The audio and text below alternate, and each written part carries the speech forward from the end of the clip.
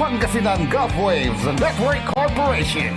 Sa Pangasinan, ito ang DWJE 88.1 FM Radyo Pangasinan.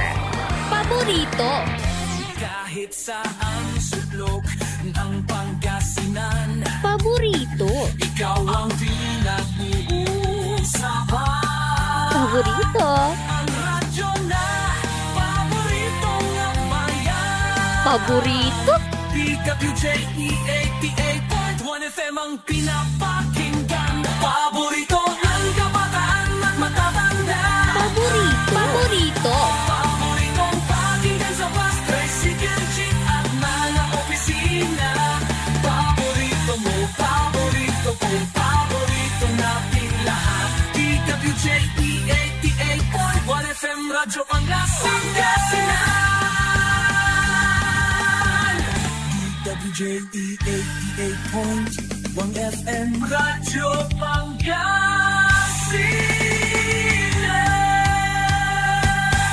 Paborito. Ang susunod na programa ay rated GP. GP? Ano yun? Garantisadong pampaborito! Narito na ang mga unang balita sa araw na ito. Radyo Pangasinan Balita. Be informed. Be the first to know. Radyo Pangasinan Balita. Mga balitang naganap at nangyari sa huling 24 oras sa loob at labas ng Pangasinan. Radyo Pangasinan Balita. Dito lamang sa DWJE 88.1 FM. Paborito!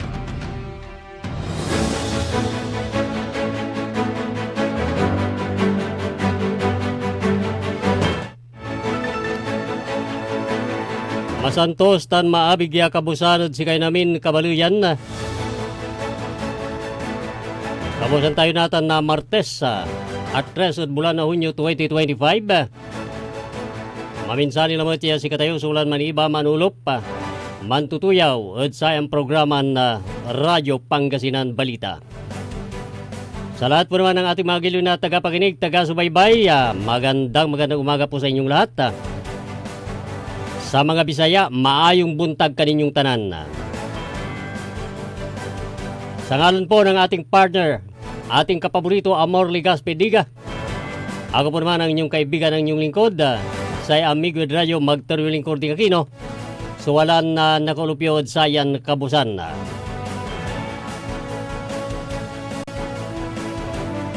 Balita! Sa ulo ng ating mga balita, sa ating balitang lokal, 60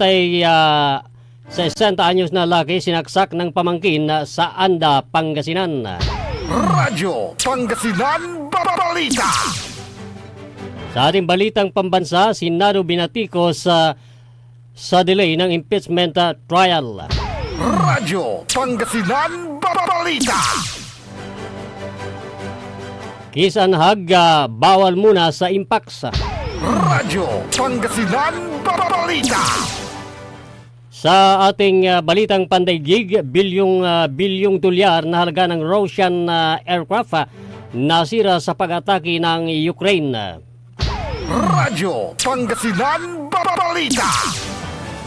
At sa palakasan, kapalaran hawak ng Jenkins. Radyo Pangasinan Balita!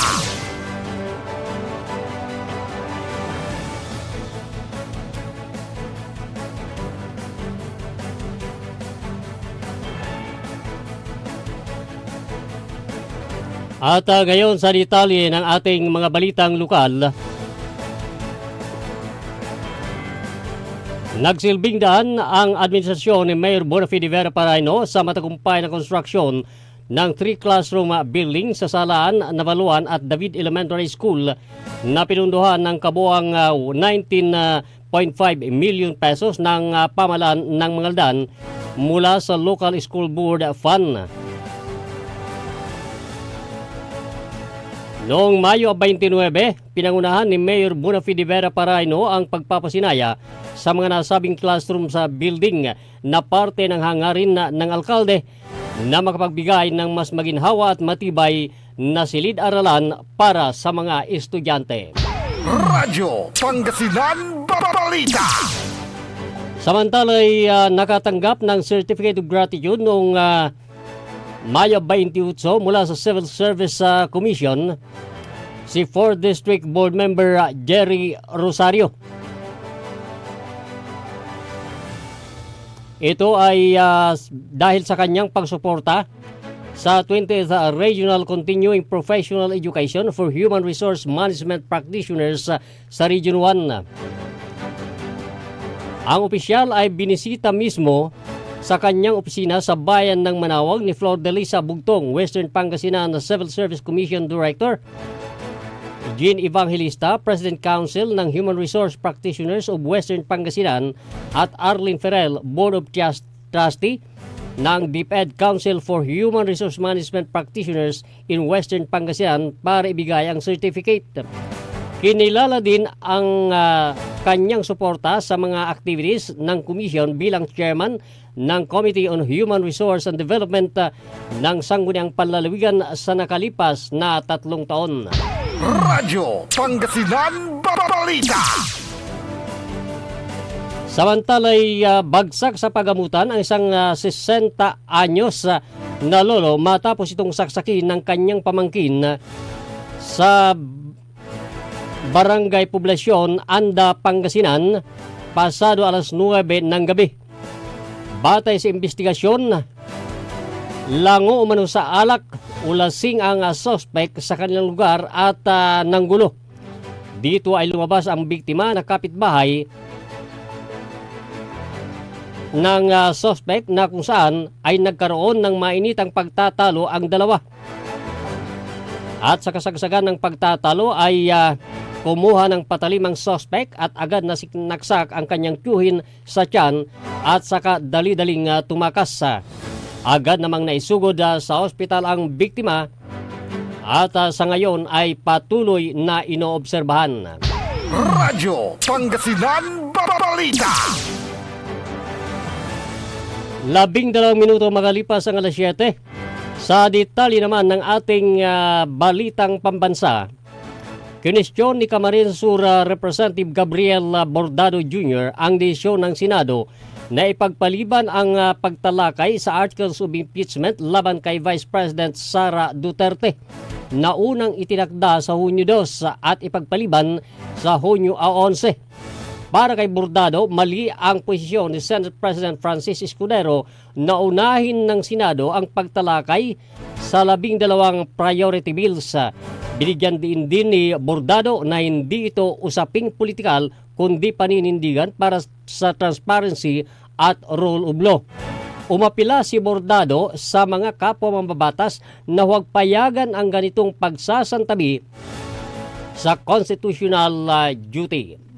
Radyo Pangasinan Balita.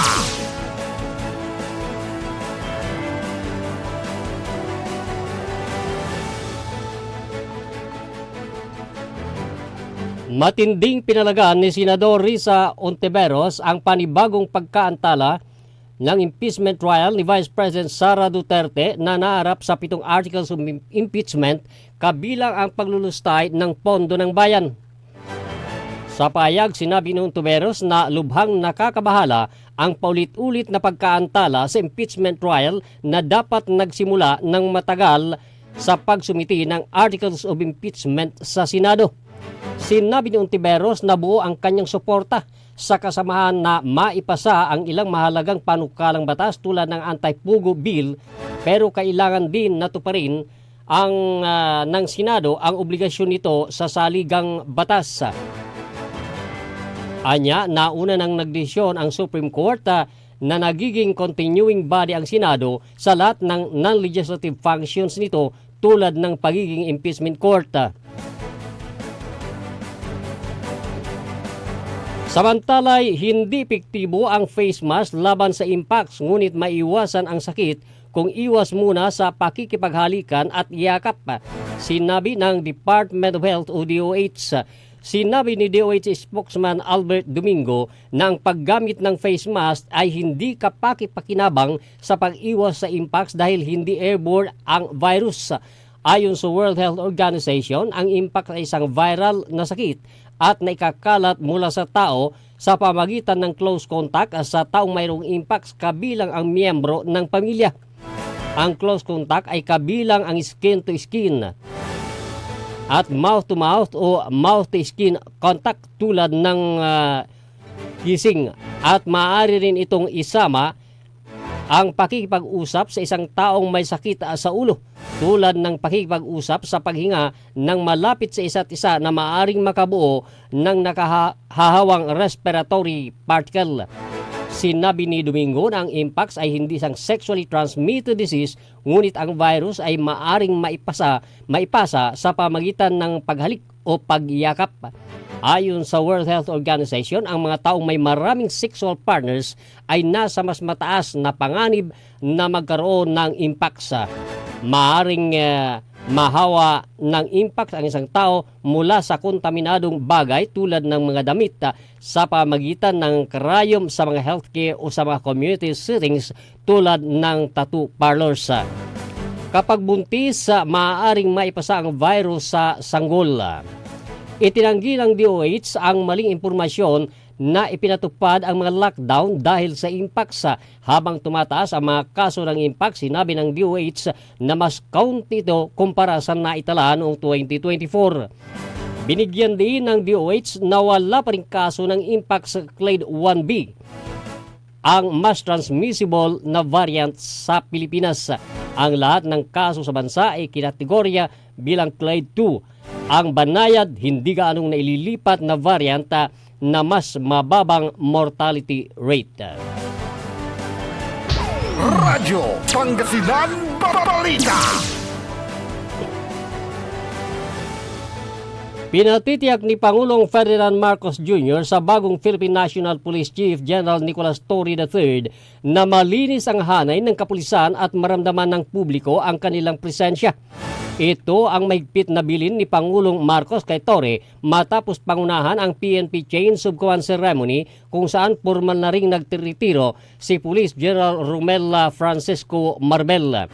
Sinabi ng Pangulo na ang pag-upo ni Torre ay nasa tamang oras sa gitna ng mga panawagan ng kalinawan, lakas ng loob at para sa paniniwala dulot ng mga hamon tulad ng transnational crimes, cyber threats, extremist violence at police misconduct.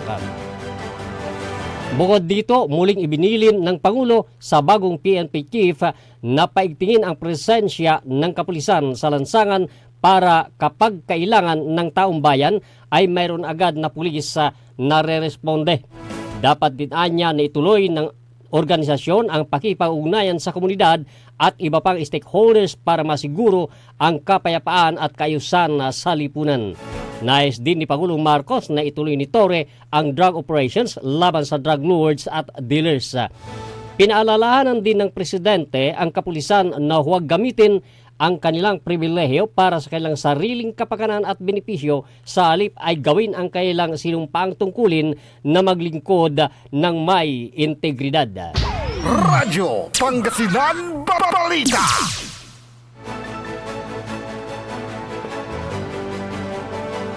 Pinasusuko na ng bagong talagang hepe ng Philippine National Police PNP na si General Nicolas Torre III si dating spokesperson Attorney Harry Roque na nasasangkot sa kasong qualified human trafficking. Sinabi nito na hindi na maaaring dalhin sa kalsada ang kaso at magrally. Mas makabubuting harapin na lamang ito ni Roque dahil ito naman ang naayon sa batas. Ani Torre, abogado si Roque at alam naman ito ang proseso. Binigyan din ni Torre na hindi ordinaryo ang kasong kinasasangkutan ni Roque dahil marami ang biktima. Dagdag pa ni Torre, nakikipag-ugnayan na rin sila sa International Criminal Court upang mas mapadali ang pagpapauwi kay Torre sa Pilipinas. 2 sa 51 akusado sinilakay na Philippine Offshore Gaming Operators Facility ang nadakip na kaya puspusan pa rin ang operasyon ng PNP laban sa mga ito. Radyo Pangasinan Balita. Naideklara na kahapon ng Pag-asa ang pagsisimula ng panahon ng tag-ulan sa bansa. Base sa latest weather analysis at rainfall data mula sa selected DOST Pag-asa stations, ang pagkakaroon ng malawakang kalat-kalat na pag-ulan na naobserbaan sa nakaraang 5 araw dulot ng habagat ang batayan ng pagsisimula ng rainy season. Patuloy namang pinaalahanan na ang publiko na mag-ingat at maging handa sa anumang epekto ng pag-ulan, habagat at iba pang weather disturbance. Radyo Pangasinan Balita. Samantala'y nasawi ang isang bagong silang na sanggol na lalaki habang sakay ng eroplano patungong Ichon mula sa Pilipinas. Ito ay ayon sa Ichon International Police. Bandang alas 6:44 ng umaga ay nakatanggap ng tawag ang 119 emergency operators na hindi na humihinga ang isang bagong silang na sanggol sa loob ng eroplano. Hindi na tumitibok ang puso ng sanggol nang dumating ang emergency workers at idineklarang patay matapos dalhin sa kalapit na ospital. Tinukoy ang ina ng sanggol na isang Pilipina, 30 anyos, na kasama ang kanyang asawa, biyenan at anak. Iimbestigahan na ng pamahalaan ng South Korea ang insidente kung paano naipanganak ang bata habang nasa loob ng eroplano at kung bakit ito namatay. Radyo Pangasinan Balita.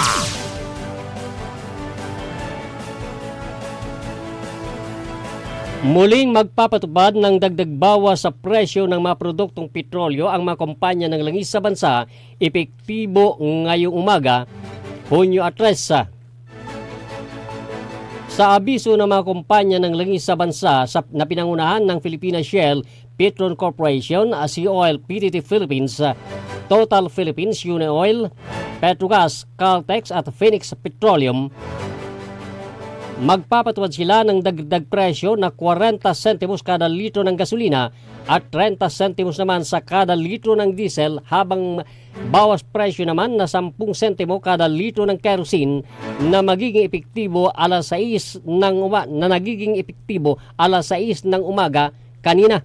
May dagdag din sa presyo ng mga nasabing produktong petrolyo sa kalintulad na halaga ng kumpanyang na clean fuel na magiging epektibo bukas naman alas 4:01 ng hapon. Ang ipatutupad na dagdag presyo ay bunsod ng patuloy na paggalaw ng presyohan nito sa pandaigdigang merkado. Matatandaan na nito lamang nakaraang Martes ay nagpatupad ang mga kumpanya ng langis sa bansa ng dagdag presyo na 10 sentimo kada litro ng gasolina, habang bawas presyo naman na 20 sentimos kada litro ng diesel at 40 sentimos naman sa kada litro ng kerosene. Radyo Pangasinan Balita.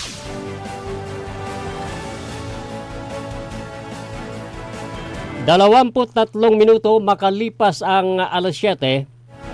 Sa detalye naman ng ating mga balitang pandaigdig, sinabi ng Ukrainian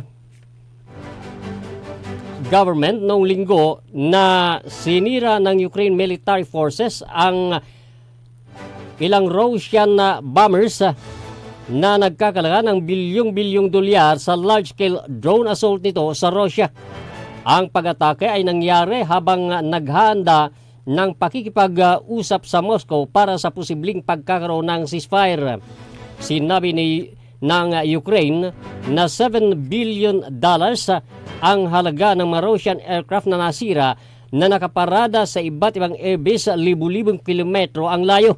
Wala namang verified video footage sa pagkasira ng mga Russian aircraft.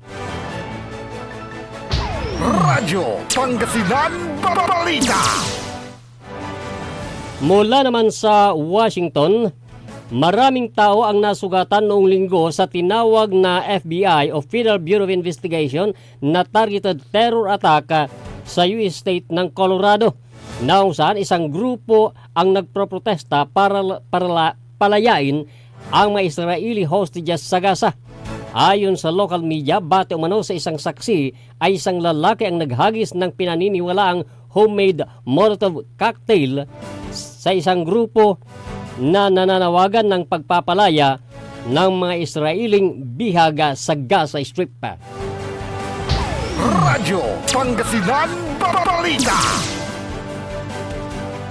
Sa larangan naman ng palakasan, nasa kamay na ng Barangay Ginebra ang kanilang kapalaran para sa hangad na twice-to-beat incentive sa quarterfinal round ng Season 49 PBA Philippine Cup.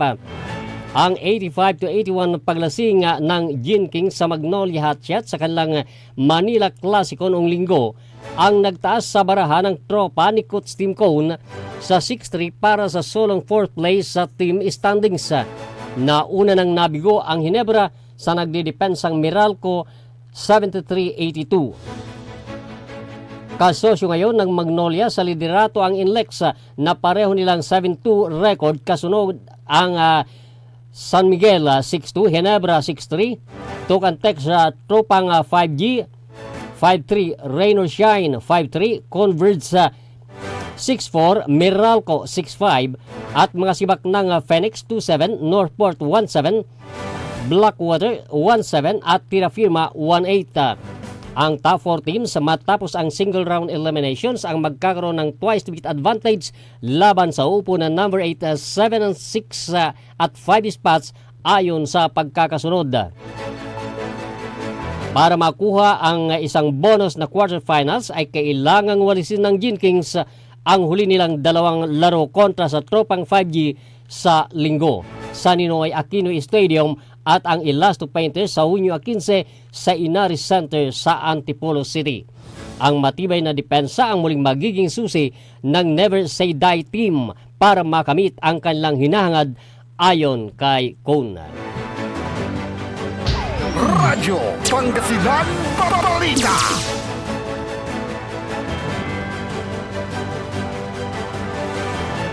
Sa larangan pa rin ng palakasan, sisintro na ang atensyon na Alex Iyala sa grass season matapos ang ratsada nito sa French Open sa Paris, France. Sisimulan ng Pinay netter ang kampanya nito sa grass sa WTA 125 Lexus Birmingham Open na idaraos sa Birmingham, England. Hahawakan ni Iyala ang number 3 seed sa torneo dahil sa kanyang kasalukuyan na pwesto sa world ranking. Nasa number 73 ito sa WTA rankings. Sa first round ng Birmingham tournament, makakasagupa ni Iyala si Lenda Frobertuba ng Czech Republic. Pamilyar na si Iyala sa kanyang magiging kalaban na nasa 152 sa WTA. Nag-cross na ang landas ng dalawa noong nasa juniors pa lamang ito. May 1-1 record ang dalawa sa kanilang head-to-head. Nanalo si Iyala sa kanilang unang pagharap ni Provertuba noong 2019 sa ITF Cape Town Tournament sa Cape Town, South Africa. Makalipas ang 2 taon, muling nagharap si Iyala at Provertuba sa Great Britain kung saan nanaig ang chick knitter sa J1 na Roehampton Tournament. Ngunit ibang usapan na ang pro level dahil marami ng pinagdaanan si Iyala, partikular na ang impresibong kampanya nito sa Miami Open kung saan tinalo nito ang 3 Grand Slam winners kabilang na sa reigning French Open champion na si Swiatek ng Poland. Maliban na sa single, sasabak din si Iyala sa doubles kapares na Rebecca Mazarova ng Switzerland. Haharap sina Iyala at Mazarova kina Australian pair Ellen Perez at Storm Hunter sa opening round. Radyo Pangasinan Balita. Meron po tayong 29 na minuto makalipas ang alas 7. Magbabalik po ang Radyo Pangasinan Balita. Makalipas lamang ang ilang paalala. Ang puta putang-putang Iran Balita. Araw-araw na tayo po'y nasa Senado. Araw-araw po kaming magtatrabaho para sa kapakanan ng inyong mga anak. Ang putang-putang Iran Sunata. All I dream of is your eyes. Son ang putang-putang Iran Impormasyon. Aya sa DWJE 88.1 FM Radyo Pangasinan. Paborito. At WellCare Diagnostic Center, your health is our priority. From routine checkups to advanced diagnostics, we provide accurate, timely results, ensuring you're always on top of your well-being. Whether you need a blood test, x-ray, or ultrasound, our state-of-the-art equipment and professional team are here for you. With a convenient location and fast results, we make healthcare easier. Message us through our WellCare Diagnostic Center Facebook page or visit us at the Mapandan Town Center for an appointment.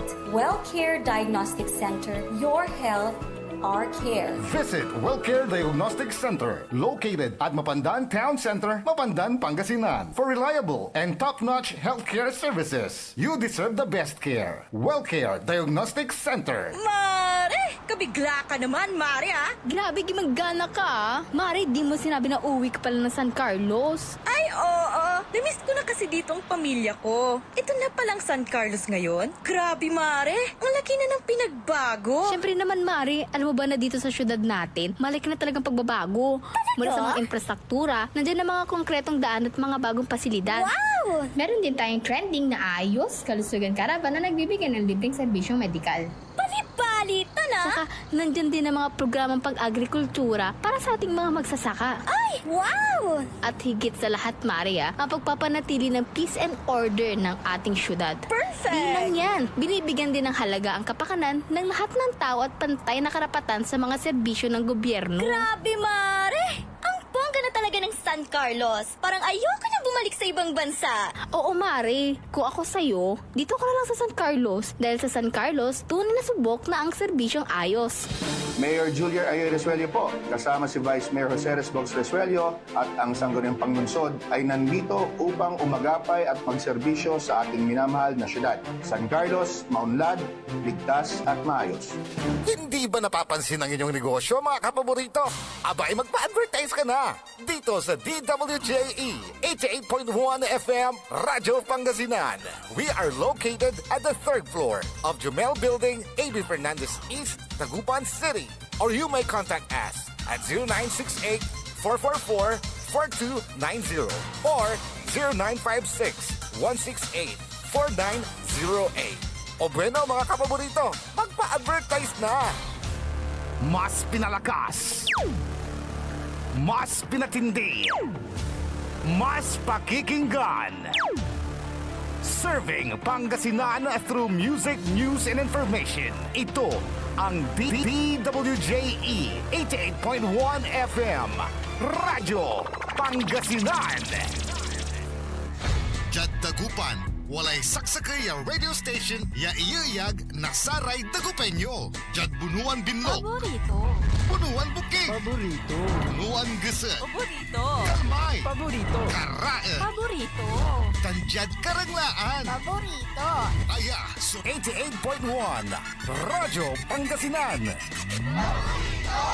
Paborito ng kabataan at matatanda. Paboritong pakinggan sa bus, tricycle, jeep at mga opisina. Paborito mo, paborito ko, paborito nating lahat. DWJE 88.1 FM Radyo Pangasinan. DWJE 88.1 FM Radyo Pangasinan.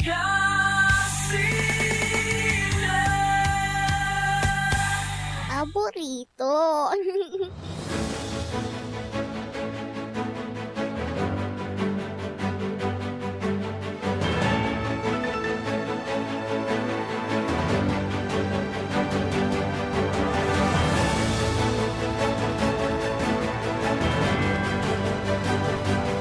Meron na po tayong 33 minuto makalipas ang alas 7.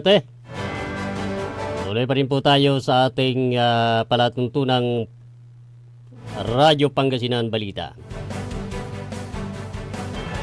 Sa ngalan po ng ating kapaborito Amor Ligaspi Diga.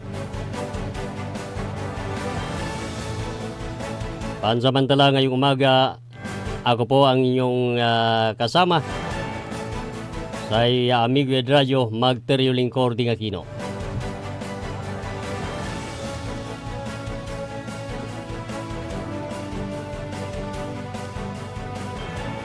Arom niray balita, yani pa sa si kayod sayan kabusan, et sa official. Unong at sa Philippine Atmospheric Geophysical and Astronomical Services Administration o say pagasa, ya natan at panaunlan na say mamauran. Saya at taluran agu labat kasumpalan, ayawalan na inanunsyo. So sa may kiwala na southwest monsoon, wa may igapo na say southwest monsoon. Sa pag-asa at inanunsyo to sa igapo na sa mamauran at sa western sections na Luzon, Untan Mat at Visayas sa kasumpalan na sa may scattered o dino widespread rainfall o dino uran. So walan naobserbaan od apalabas ya limaran agaw lapo od sa may southwest monsoon. Base od sa may latest weather analysis tan rainfall data manlapo od sa may selected stations. Halimbawa jad Sikatayo, jad Pangasinan, nanunutan may ibagan igapo na sa igapo na may habagat maago na Biyernes aman may sanaguan iyauran aglabat anta no aman talagang lapag ed entiron luyag na Pangasinan pero it's something na nibagat yun na widespread kaya dagupan tanarom niran bali at talagang sanaguman aso sa may uran at sa may apalabas ya agaw na Biyernes. Bangbalot sa ibabagan met na pag-asa ang gaman na opisyal la yagi mapo sa may mamaura sa rainy season wala may tatawagan na sa pag-asa ya monsoon breaks o dino amay period ya ang gapo suuran ya nayarin na nagawa ud pigara ya simbadat ko da last 4 weeks. Posible niman kuno ya nagawa unong ed say pag-asa. Siyempre ang tatimat ang gaman jad apalabas ya limaran agaw at mabubula susamay uran wala ni rin sinsya susamay idideklara na pag-asa iya lugar iyan iner at amputang susamay panahon. Tuloy dyan si Katayo ang gano'n uran tila pero sinsya ni iyawadtan susamay masalimuot iya panahon.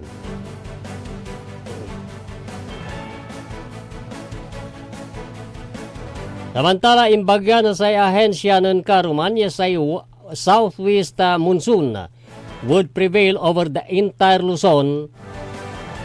Yano iner sa uran at ibabagan maksil at probinsya na Sambales, Tanuntan Mat at Bataan. Nanunutan ko manaya may Sabado walay forecast na sa pag-asa iapigaran probinsya ya nawala na sa may heavy rainfall advisory. Yano iner sa ratan ya probinsya at kaiba suluyag na Pangasinan. Pero may Simba, Karuman, ni Anggad Simba, Karuman, Tanggad tan Jadsayan, Agaw. May palabas ya duwaran Agaw ni mana except today, Tuesday. At tuwaya imuran pero ni bagaya wala may heavy rainfall pero panandalian lang hindi naman aliwan mabayag, aliwan sa may ibabagara ya may jad Bisaya may tatawagan dan uran ya inday kunda may sanaguan ya uran ya agmuan tano kapigan so sa may itunda to. Na antatimet panaunlan o lara ya panaon na mamauran at wadtan so sa may undakel sukaso na say dengue. Anta timet ya say dengue at nibagan aliwan labat ya panoy mamauran. It's all year round actually. Pero no inyaran panahon siyempre mamauran, wadtan iraman susara may nayarin panubungan. Yung pong pwedeng pamugaran ng lamok, partikular yung lamok na nagdadala ng dengue virus, yung lamok na tinatawag ni Aedes aegypti.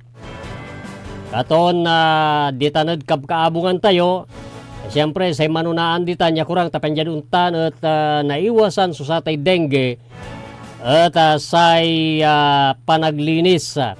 Wala ra may lata bibilang ara may any container ya napandepositoan na say danum. Ara may bukal na saray luluganan. Pero dalig kwandad arom pero jad si kami jad si kami jad mapandan. Siguro jad arom mutla some towns in Pangasinan say tawag midsatan bukal. At alaba tano imbaga mabukal ang tutanoy kwanda. Agay pati bukal ta walay bukal na kalubasa, walay bukal na okra kwanda. Katon say tawag kuno it's dalig. Pero aratan so aratay bukal o dalig at bukal na luganan o dalig at sakitan ya dapat no adiposito na danom at kalang tapanjad untan lante may agpanubungan na say agayat. And of course siyempre saray LGUs siyempre, manunaan sa atan ay manggawa na say kurang at sa LGUs ang galaod say barangay. Ta siyempre, sa barangay officials, si karasong mas lalong makamta at sara may lugar ditan at lugar da iya nakaukulan so sa may fogging operation, misting operation, tapenjad untan at nabugak, naabol. So sara may nayarin panubungan lanti. Nasay agayat.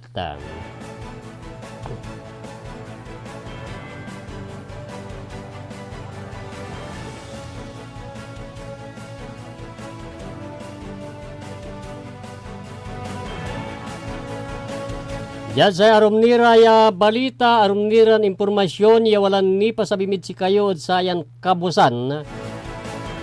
At awalaan na sa talusan sa Pilipinas, tanuntan mat at sa French government, yan nawalaan na halos 16 billion pesos ya loan facility, yawalan na sa gagalat, ya na-address so sa may ungragrabi ya epekto o sa may worsening impacts na sa climate change. Onong sa balita, si Finance Secretary Ralph Recton ng Karuman, suwalan ang idaulo at sa ceremonial exchange na sa may Credit Facility Agreement para sa Climate Change Action Program o sa CCAP Subprogram 2 at bautan na Pilipinas, taon-taon mo at sa Agency France de Development, WFD, France Development and Financial Institutions. Sa asalitan facility at mang kantidad na 200 o loan facility at mang kantidad na 250 million euros o halos 15.89 billion pesos. Sa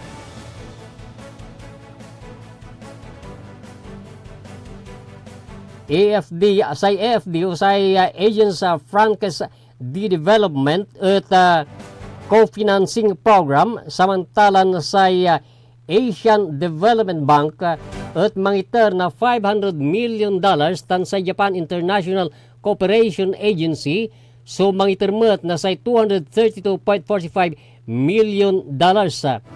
Diyan impansalita ng rekto si katusuwalan ang ikuan niya sa concessional financing agreement manlafo with France at awalaan na sa gagala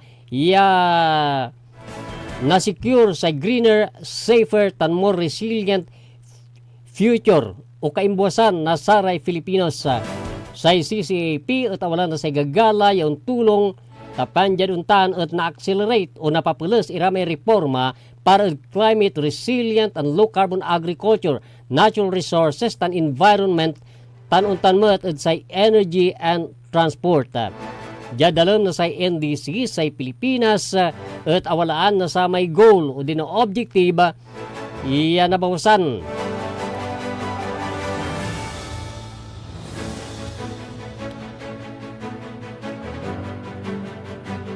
nabawasan sa may greenhouse gas emissions yaad bansa.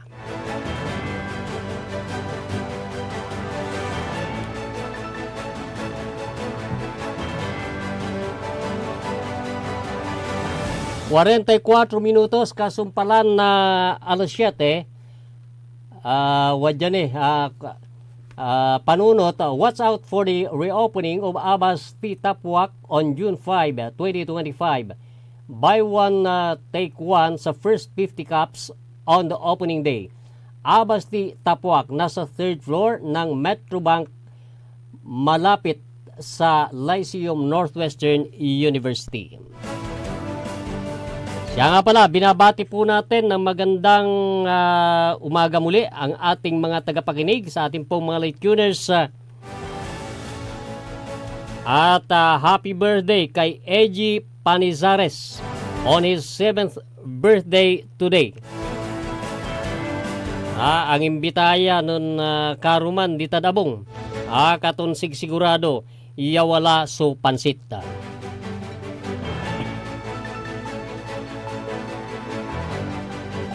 Ni paakar sa may impeachment trial ng Vice President Sara Duterte na hanggang sa ngayon ay nabinbin po naman. Actually, yung pagbasa po naman ng articles of impeachment na kung saan magkukonvene ang Senado was originally scheduled Judge Sayan ago, June 3. But it was moved by June 11. Yan iner at amayamay suwalan man tututul. Sinisisi po naman itong si Senate President Chis Escudero sa pagkaantala.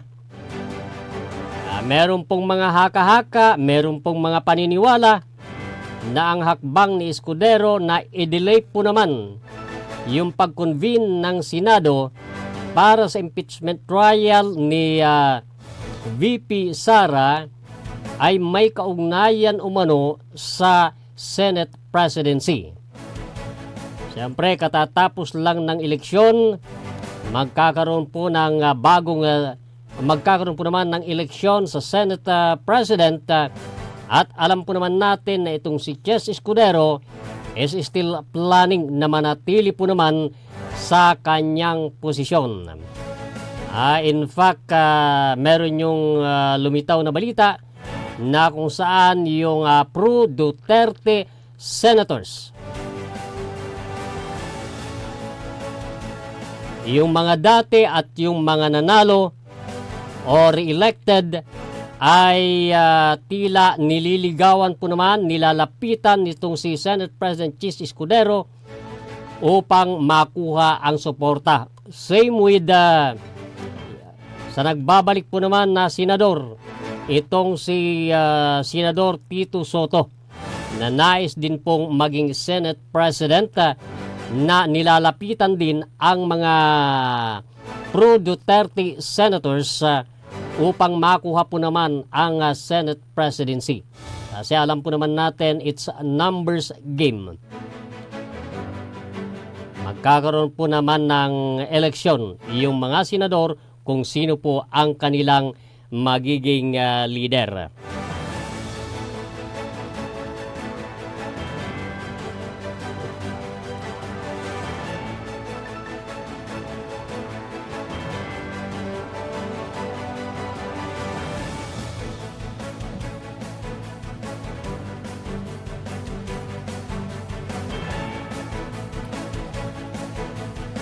May pahayag po naman itong si bagong PNP Chief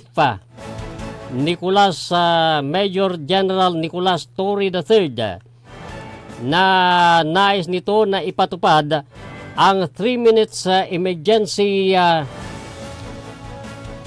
sa PNP. Ibig sabihin pagka kinailangan po naman ang presensya ng pulis, pagka may problema, pagka may krimen, kailangan ang ating mga kapulisan, ang sabi is in 3 minutes ay kailangan po na makaresponde. Well, ito ay napakaganda po naman, marakopya, pero para dyan sa Isikay, depende naman doon sa distansya. How about yung mga lugar, yung mga far-flung areas, say sa isang bayan, far-flung barangays na hindi naman kakayanin ng ating mga kapulisan na mag-rescue within a period of 3 minutes. Siguro, masasabi na lang natin, ang importante, mas mabilis. At walang delay. Siyempre, manunaan sa atan, akataryan lanang, sara may luluganan, ara may PNP patrol vehicles.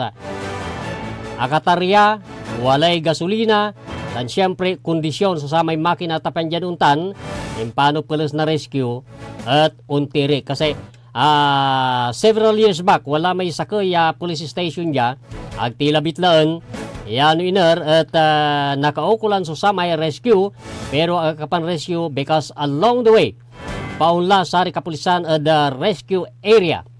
No, agawa sa may krimen, nakaukulan sa tulong na sa kapulisan, timiri kalamor sa may luganan. Pero we believe natan at akatarya sa saray kapulisan, tan siyempre suporta mismo nasay saray LGUs. Tapan dyan untan at makapantrabahon maong marakap sa performance na saray kapulisan.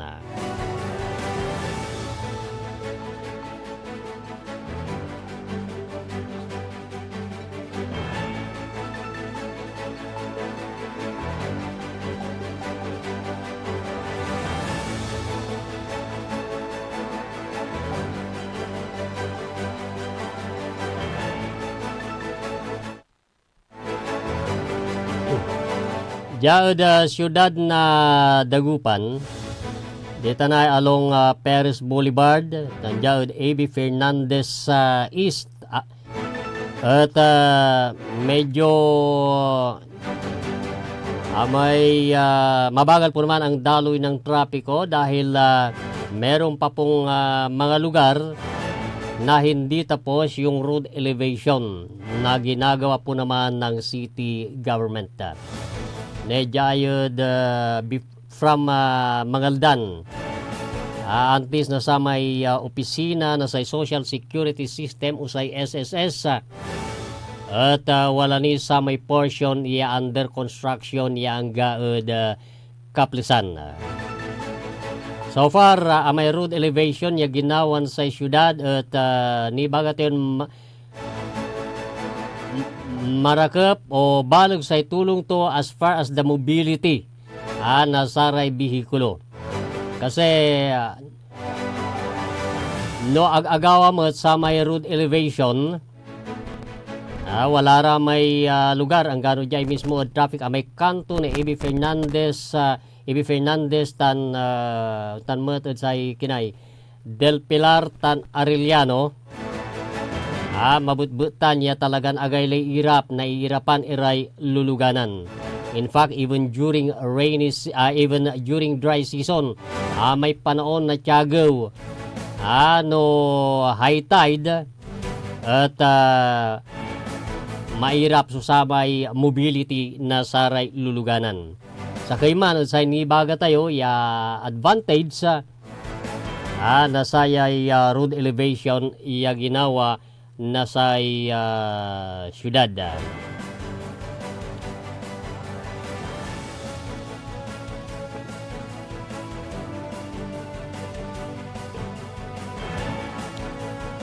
Well, antatimot walala sa may schedule calendar of activities na sa COMELEC o sa Commission on Elections ni paakar at sa may harapan barangay election is scheduled December 1. At saya taon, may filing na certificate of candidacy will be on October 1 to 7. And as per COMELEC statement, at ibabagan barangay and sangguniang kabataan elections will post through. Maliban labat no wala sa may balonloy, maliban na lang kung merong batas na ipapasa ang Senado pag-upo ng mga bagong sa pagpasok po naman ng 20th Congress by July 1.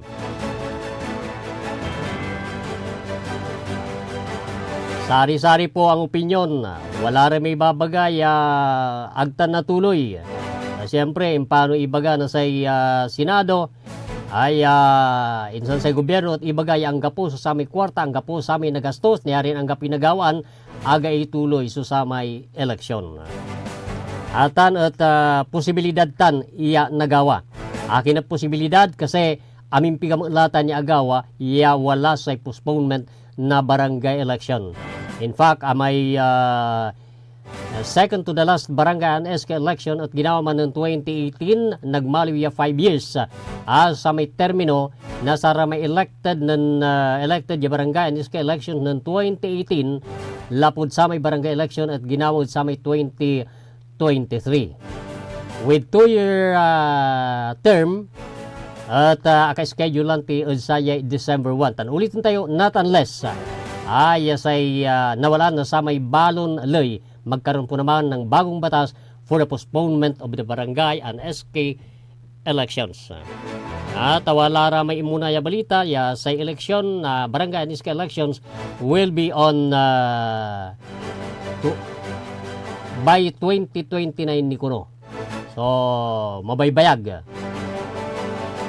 Yan ba ito ni ibaga with 2 years term, then with an by 2029 manmaliw 7 years extension of 5 years.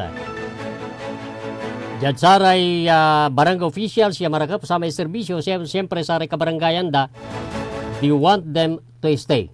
Pero diyan sara may official mat ay aliwan marakap so sa may performance da, siyempre wala ra may saray kabarangayan damot at labay da so sa may election. Pero sa isa kaya faktor sa tanay, kung gaano maong sugagaon mo, siyempre wala mo't iramay mga ambisyon. Insan sekundalante, you cannot please everybody. Wala so sa may diskontento at sa may panuulay na sa kaya opisyal, including barangay and SK officials.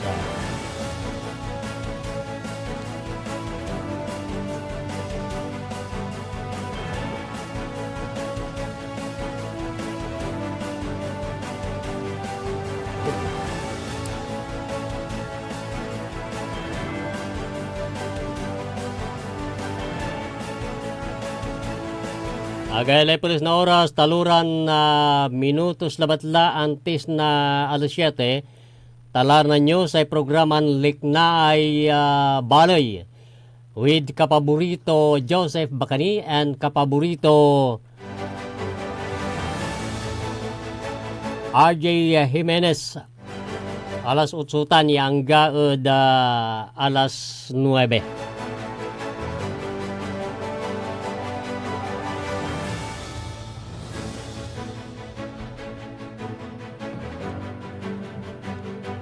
Binabati po natin ng magandang umaga. Si Maki Mapalakapak Soriano, dyan po naman sa Barangay Jimenez, ditan Baloy na Mapandan.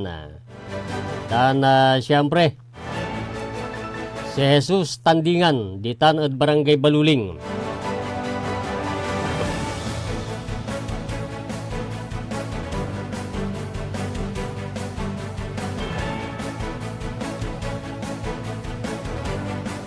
Ang kapula, sumalaw yung oras tayo, tapan dyan tayo at mampatuloy sa yan programa.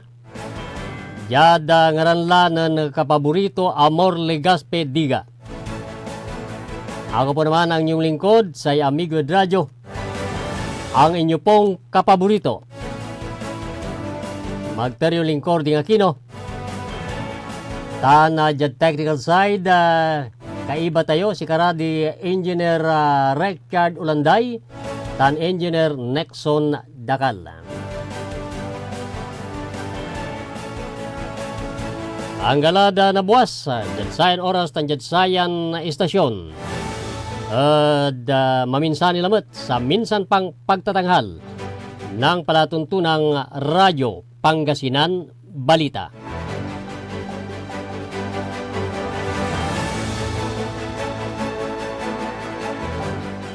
Sikaratan susaray manunaan na balita. Etsayan kabuasan. Radyo Pangasinan.